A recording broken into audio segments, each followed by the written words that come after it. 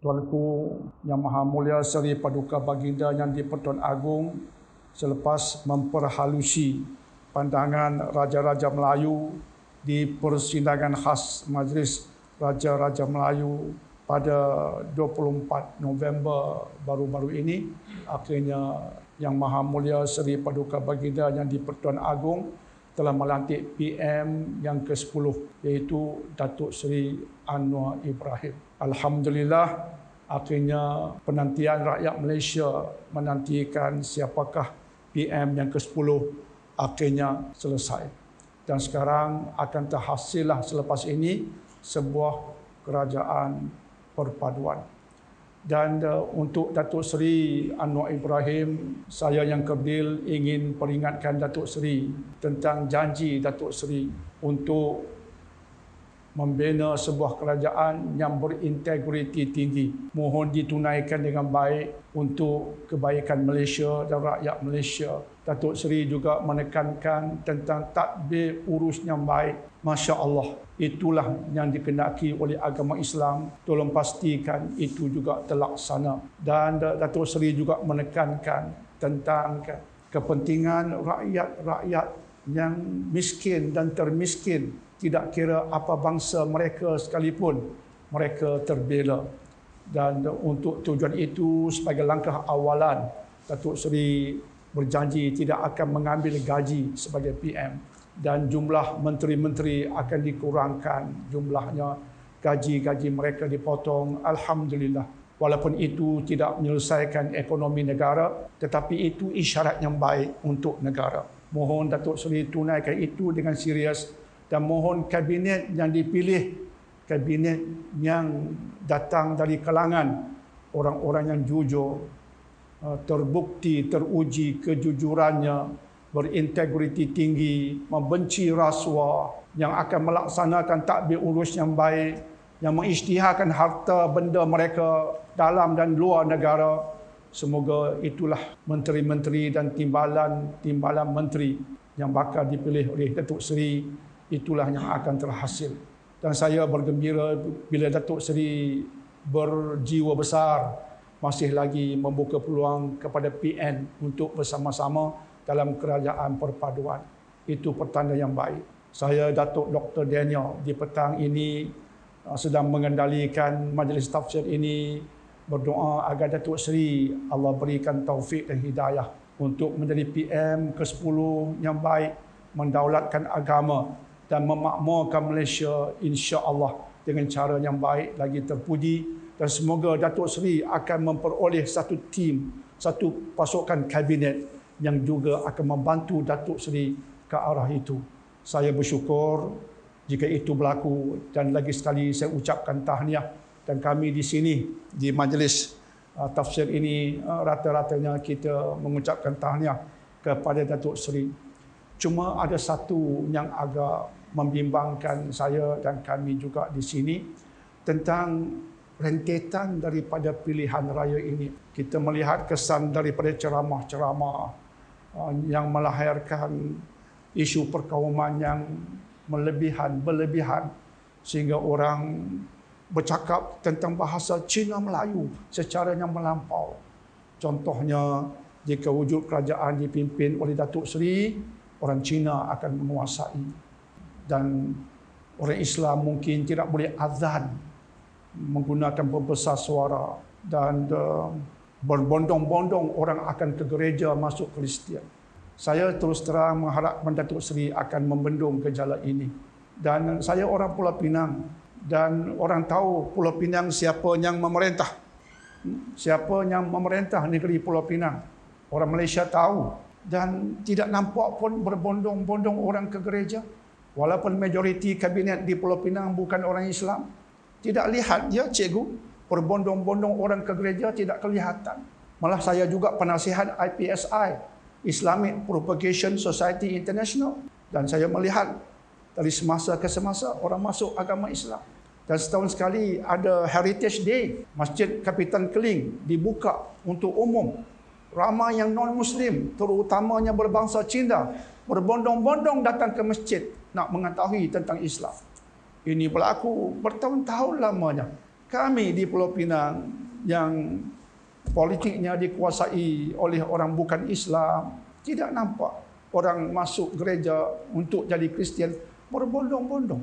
Azan, laungan azam menggunakan pembesar suara tidak pernah dihalang. Ma'had tahfiz, sekolah agama tidak pernah ditutup. Guru-guru kafir terbela. Alhamdulillah. Dan ini bukan bermaksud Dr. Dia memuja menjadi baru DAP, tidak sekali. Saya pernah mengkritik DAP dengan tegas, dengan lantang. Apatah lagi berkaitan isu Islam yang dibangkitkan oleh manusia bernama Ramasamy dan puak-puak dia. Sebelum ini yang dibangkitkan oleh Jeff Owen dan puak-puak dia. Saya lantang, menentang dan memberi teguran secara yang agak keras. Tapi saya sebutkan cerita tadi bukan sebab kita baru DAP, tapi nak memberitahu tentang Islam tidak mengajar kita untuk melabel orang termasuk non-Muslim secara yang salah. Islam mengajar kita untuk tidak berbohong dan memfitnah orang walaupun dia bukan Islam. Itu yang hendak saya tekankan. Dan kami bila mempelajari kelas tafsir, kita telah melepasi surah Al-Ma'idah, surah nombor 5 ayat nombor 2, yang mana Allah mengatakan kepada para sahabat, jangan kerana kebencian kamu kepada golongan yang menghalang kamu memasuki Masjid Al-Haram, jangan kerana mereka itu menyebabkan kamu melampaui batas. Jangan melampaui batas. Yang mana Imam Ibn Kathir ketika mentafsir Al-Ma'idah surah nombor 5 ayat 2 mengatakan ayat diturunkan berkaitan kafir Quraisy menghalang Nabi dan para sahabat daripada memasuki Masjid Al-Haram sehingga akhirnya berlakulah perjanjian Hudaibiyah. Maka ada sahabat yang berdendam, turun ayat. Jangan berdendam kepada puak kafir itu walaupun mereka pernah menghalang kamu daripada memasuki Masjid Al-Haram, kamu tidak boleh berdendam dan bertindak melampau pada mereka walaupun mereka kafir yang telah menghalang kamu sebelum ini. Lihat ayat Quran. Bagaimana marahnya kita dengan kumpulan orang kafir. Ya, tetapi jangan melampau. Jangan sampai menaburkan fitnah. Jangan sampai menjadikan akhlak kita dilihat tidak indah sehingga akhirnya menjatuhkan imej Islam. Dikatakan pula jika puak itu menang akan jadi seperti Singapura. Sebelum PKP bertahun-tahun saya berceramah di Singapura. Antaranya atas jemputan Masjid Al-Ghufran. Terima kasih. Berceramah di Masjid Al-Sultan, Masjid Siklab dan lain-lainnya. Bertahun-tahun sebelum PKP.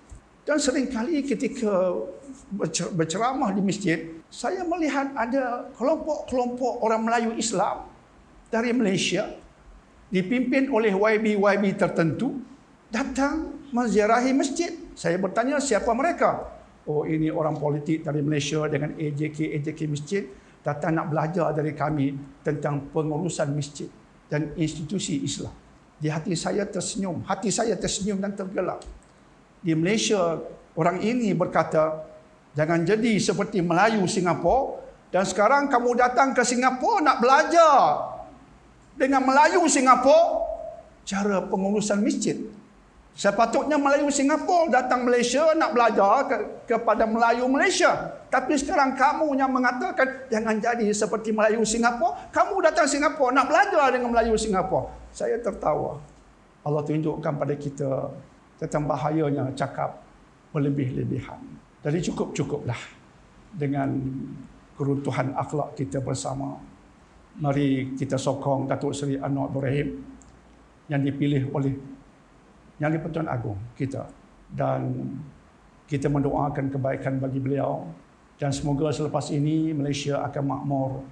Jangan lupa ekonomi tahun depan dikatakan akan lebih mencabar.